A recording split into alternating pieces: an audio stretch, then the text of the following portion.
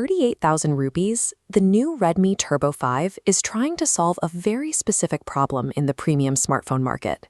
Most sub-flagship phones try to do a little bit of everything. They compromise across the board to give you an acceptable camera, an acceptable battery, and an acceptable design. The Turbo 5 goes a completely different route. To hit extreme levels of durability and battery life, Xiaomi had to make a choice. They traded the lightweight, pocket-friendly form factor and the multi-lensed camera systems for sheer, stubborn endurance. This chart maps daily utility versus hardware compromise. Most devices sit in the middle, but the Redmi Turbo 5 shoots into the extreme battery and durability quadrant. It's built to stay powered anywhere, but the cost is dropping camera versatility and a slim profile. So we are going to look past the marketing spec sheets. We need to figure out if your daily routine actually demands this kind of specialized hardware. If you buy this phone, you're deciding that having a device that simply won't die is worth more to you than a device you barely feel in your pocket. The hardware choices start with a massive 7,540 mAh battery. You get a 100-watt charger in the box to fill it quickly, and it can even output 27 watts to charge your other devices. Let's look at a scorecard to see what that means. The input, a 7,540 mAh cell. The outcome, 2 solid days of life and power bank utility. The trade-off, heavy physical bulk. Storing chemical energy requires physical space, making the phone noticeably thicker. That battery drives a 6.59-inch, 1.5K AMOLED display running at 120 Hz refresh rate, complete with Dolby Vision support. The standout spec here is the 3,500 nits of peak brightness. If you work outdoors in direct harsh sunlight, the screen remains incredibly easy to read. Back to the scorecard. Input, 3,500 nits. Outcome, elite outdoor visibility. Trade-off, severe battery drain at peak. Pushing that light requires massive power. Leaving it at maximum brightness all day quickly eats into that 2-day buffer.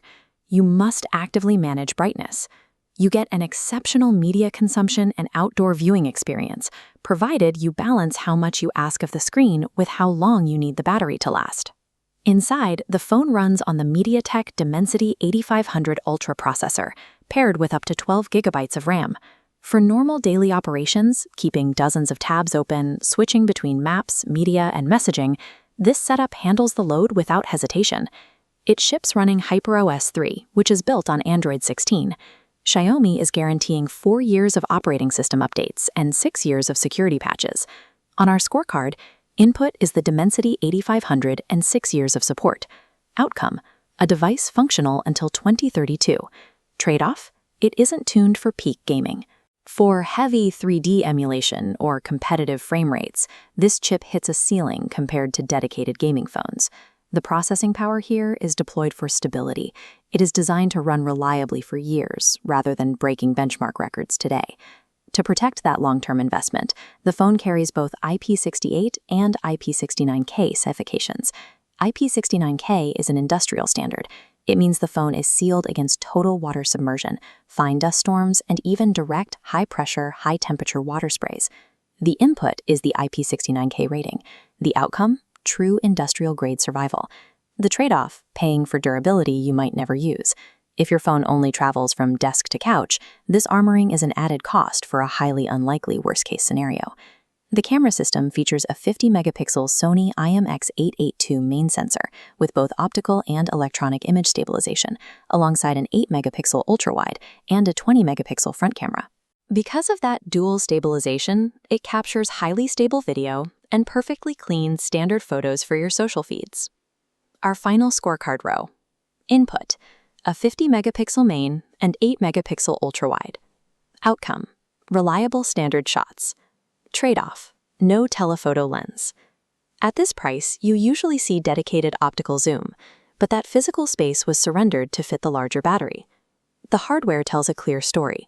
It is built to survive the harsh realities of the physical world, not to take zoomed-in portraits of it.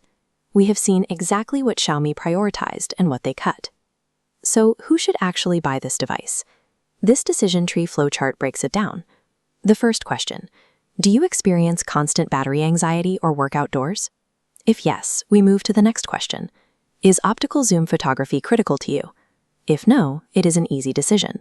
Buy the Turbo 5. The ideal buyer is someone with a heavy commute, a field worker, or a media consumer who needs guaranteed 2-day reliability and a screen that cuts through sunlight above all else.